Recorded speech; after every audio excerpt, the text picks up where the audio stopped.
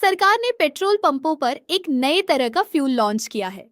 भले ही ये मौजूदा पेट्रोल की कीमत से 20 रुपए प्रति लीटर सस्ता है, लेकिन इस नए फ्यूल से अपनी कार में तेल भरवाने से पहले आपको बहुत सावधान रहना चाहिए। इस नए फ्यूल को E85 कहा जाता है और इसमें मेन 85% इथेनॉल और सिर्फ 15% पेट्रोल होता है। सरकार ने ऐसा क्यों किया है? किसे इसका इस्तेमाल करना चाहिए और किसे नहीं? इससे आपकी माइलेज पर क्या असर पड़ेगा? और क्या दूसरे देशों ने भी ऐसा सफलतापूर्वक किया है? आइए समझते हैं कि इसके क्या-क्या फायदे और नुकसान हैं। अगर माइलेज की बात करें तो इथेनॉल की कैलोरीफिक वैल्यू कम होती है, या ऐसा कहें कि यह पेट्रोल के मुकाबले लगभग 30% कम एनर्जी देता है। इसीलिए ऐसा भी हो सकता है कि माइलेज भी लगभग 20% कम हो जाए। लेकिन यह जरूरी नहीं कि E85 पर स्विच करने से प्रति किलोमीटर आपकी लागत कम ही हो। दूसरा पॉइंट ये है कि सरकार फ्यूल संकट को हल करने और तेल पर निर्भरता कम करने के लिए यह कर रही है।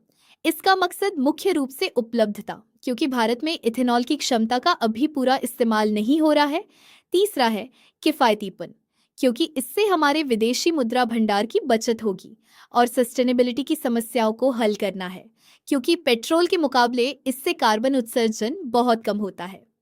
और यह इस बात का संकेत भी हो सकता है कि आने वाले महीनों में पेट्रोल और महंगा हो सकता है। इसीलिए सरकार को इसे जल्दी लॉन्च करना पड़ा। ब्राजील E85 फ्यूल के लिए एक सफल मॉडल है, जहां वे कारें चलाने के लिए देश में ही बने इथेनॉल का इस्तेमाल करते हैं। तो ऐसा नहीं है कि दुनिया में इसे टेस्ट नहीं किया गया है, लेकिन यह फ्यूल हर किसी के लिए नहीं है। अगर आप अपनी पेट्रोल कार में यह फ्यूल भरवाते हैं, तो इससे कुछ दिक्कतें आ सकती हैं, भले ही वे तुरंत न दिखे। इसीलिए भारत में इथेनॉल पर चलने वाली फ्लेक्सी फ्यूल कारें लॉन्च की जा रही है। E85 फ्यूल के चलते मारुति ने वैगन आर लॉन्च की है, और उम्मीद है कि टोयोटा और टाटा जैसी कई अन्य कंपनियां भी कुछ महीनों में ऐसी कारें लॉन्च कर सकती हैं।